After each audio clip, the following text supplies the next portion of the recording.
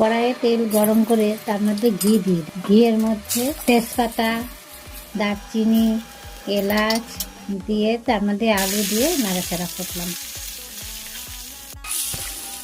Beans আর গাজর দিয়ে নাড়াচাড়া করে নেব। একটু মটরশুঁটি দিলে আরও ভালো লাগে।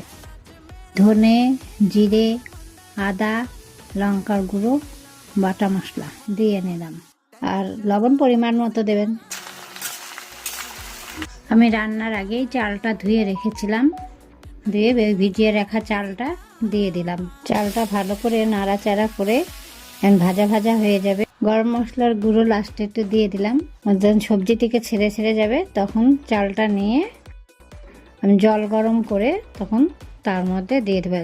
যেটুকু চাল তার ডবল জল দিয়ে আমি গরম জলে আমি রাইস কুকারে দিচ্ছি। আপনাদের রাইস কুকার না থাকলে হাঁড়িতেও দিতে পারেন। যতটুকু চাল ডবল জল দেবেন। জলটা ফুটন্ত অবস্থায় চালটা ঢেলে দেবেন।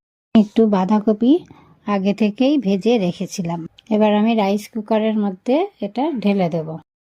এইভাবে ভেজ বিরিয়ানি বানিয়ে নিন, গরম গরম উপভোগ করুন।